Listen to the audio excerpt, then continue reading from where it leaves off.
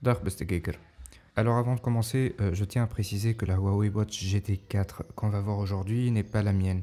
C'est mon cousin qui l'a commandé sur Amazon et d'ailleurs il a reçu cette paire d'écouteurs Bluetooth gratuitement avec la montre. Bon, je ne sais pas si l'offre est toujours d'actualité, mais quoi qu'il en soit, je te mettrai le lien de l'offre dans la description de la vidéo comme d'habitude. Et donc mon cousin m'a gentiment proposé de me prêter la montre quelques jours afin de la tester, la prendre en main, la découvrir quoi. Et donc me permettre de réaliser cette vidéo. Alors cousin, si tu regardes cette vidéo, merci encore pour cette belle opportunité. Alors on va laisser les écouteurs de côté et on passe maintenant à l'expérience de déballage de la montre qui était vraiment digne d'un produit premium et à la hauteur de son prix. À commencer par le carton, vraiment très soigné, c'est presque un coffret cadeau. Alors dès qu'on ouvre le carton, on se retrouve face à la montre, elle est vraiment mise en valeur. Et avec ça, la sécurité passe avant toute chose, surtout pour un petit bijou de technologie comme la Watch GT4. Je trouve qu'elle est super bien calée entre le carton et la mousse de protection et à ce niveau-là, il n'y a rien à dire. Il y a même de la mousse pour maintenir la montre bien droite et en forme presque ovale. On va laisser la montre de côté pour le moment. Le reste du carton est divisé en deux parties. La partie gauche contient une petite box, toujours en carton, qui contient un bout d'extension du bracelet en acier pour pouvoir justement ajuster la taille de la montre à son poignet. Et apparemment, vu la forme des encoches derrière, on peut le faire à main nue sans outil particulier. On laisse ça aussi de côté. On trouve également un sachet blanc qui contient le chargeur de la montre. Bon, on est sur une montre premium, alors bien sûr c'est un chargeur sans fil à induction. Côté longueur du câble, ça va, je trouve que c'est généreux, mais j'aurais quand même aimé avoir le chargeur de la GT2 avec son port USB type C. C'est moins encombrant et surtout on peut le remplacer en cas de besoin. J'aurais aimé aussi avoir de la gomme antidérapante en dessous pour que la montre soit plus stable lorsqu'elle est en charge. Mais bon, je vais arrêter de râler, c'est promis. On va maintenant regarder la partie droite du carton. Rien de particulier, de la paperasse, guide de démarrage rapide et compagnie. On revient donc à notre montre, ou plutôt celle de mon cousin. Elle est vraiment magnifique. C'est vrai que je l'avais vue dans quelques vidéos, mais je m'attendais pas à ce qu'elle soit aussi belle que ça dans la vraie vie, quoi. Elle est tout simplement sublime. Tiens, elle a un petit ticket. Je sais pas ce que c'est.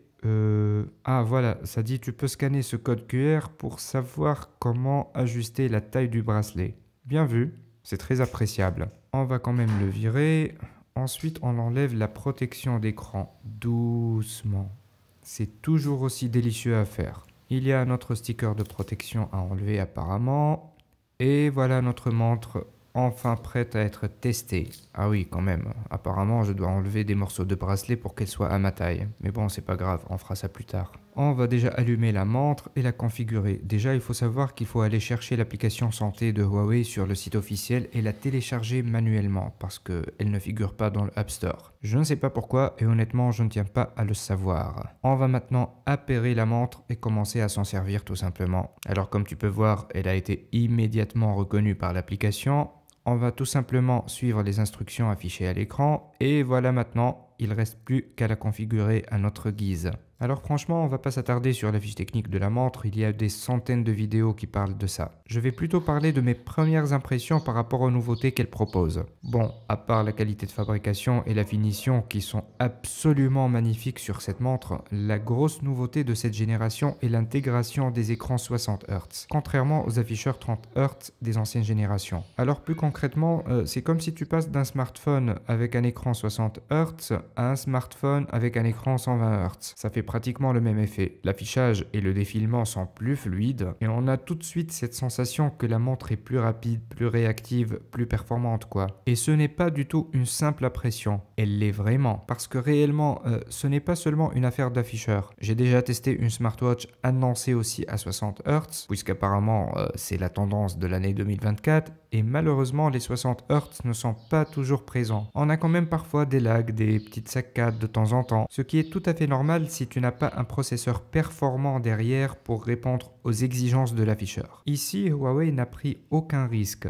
On sent clairement qu'il y a un processeur performant derrière, les 60 Hz sont bel et bien là, et pendant les quelques jours que je testais la montre, je n'ai observé aucun ralentissement. Et c'est l'une des raisons pour lesquelles je pense que le prix de cette montre est largement justifié. Une autre raison pour laquelle on investit dans une montre haut de gamme comme celle-là est la présence de recharge sans fil. Au lieu de dépendre seulement du câble de chargement fourni avec la montre, ici on peut la recharger avec n'importe quel chargeur sans fil, un powerbank, ou même en recharge inversée depuis ton smartphone, puisque c'est une fonction qui est de plus en plus présente dans les smartphones de nos jours, alors pourquoi pas s'en servir? Et crois-moi, ça peut te sauver la vie si tu es en déplacement par exemple et que tu as absolument besoin de recharger ta montre. Alors pour les fonctions de base, tu as tout ce qui se fait de mieux côté coach sportif et fonctions de suivi de santé. On va plutôt se concentrer sur les fonctions de tous les jours qui rendent le quotidien plus agréable. Je parle précisément des fonctions d'appel Bluetooth et bien sûr des réponses rapides. Et crois-moi, ça peut te paraître un peu gadget à première vue, mais quand j'ai essayé ça ces derniers jours, j'ai compris à quel point ça me rend la vie plus pratique.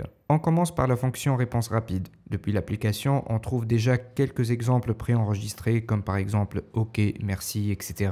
Et bien sûr, on peut les modifier et enregistrer nos propres réponses rapides. Je vais écrire par exemple bien reçu. J'enregistre et je vais la mettre en tête de liste puisqu'on peut modifier l'ordre des réponses. Allez, je vais ajouter aussi désolé, je suis occupé. C'est l'une de mes réponses favoris. Je valide. Et finalement, c'est celle-là que je vais mettre en tête de liste. Maintenant, on va tester. Voilà, je viens de recevoir un message sur Messenger. On glisse vers le haut et comme tu peux voir, on trouve un bouton emoji et tout de suite après, on retrouve nos réponses rapides dans l'ordre qu'on a défini. Allez, je vais lui dire que je suis occupé. On va voir sur Messenger si le message a bien été envoyé et voilà, comme tu peux le voir, ça a bien été envoyé. Et ça m'a pris 2 gestes simples sans même sortir mon téléphone de ma poche. C'est vraiment génial, non ? On va maintenant essayer de recevoir un appel audio sur le haut-parleur de la montre. Et voilà ce que ça donne. Je te conseille de mettre des écouteurs. Hein. Allô? Allô? Bonjour Haroun, Salut. t'es disponible? C'est en train de t'attendre là. En ce moment, je travaille. Est-ce que je peux te rappeler dans 5 minutes? Pas de soucis. Merci beaucoup. Merci, à tout à l'heure. Voilà. Alors comme tu as pu entendre, j'ai fait le test à l'extérieur, pas loin de la rue. Et malgré les bruits ambiants, je trouve que le haut-parleur se débrouille super bien pour une montre de cette taille. Ok, ça n'a pas la puissance d'un haut-parleur Bluetooth, mais pour ce que c'est réellement, c'est vraiment excellent. On peut facilement communiquer, on peut comprendre et se faire comprendre. Et donc objectif atteint avec brio. Que demander de plus ? Alors côté autonomie, je ne l'ai pas gardé assez longtemps pour pouvoir en juger, mais comme tu peux voir sur l'afficheur, le 3e jour de test, on est à 85% de batterie, ce qui veut dire qu'on a consommé 15% de batterie en 2 jours et demi, ce qui est en soi vraiment très prometteur. J'estime alors qu'on peut tenir facilement plus qu'une semaine avec une seule charge. Voilà, j'espère que j'ai rien oublié.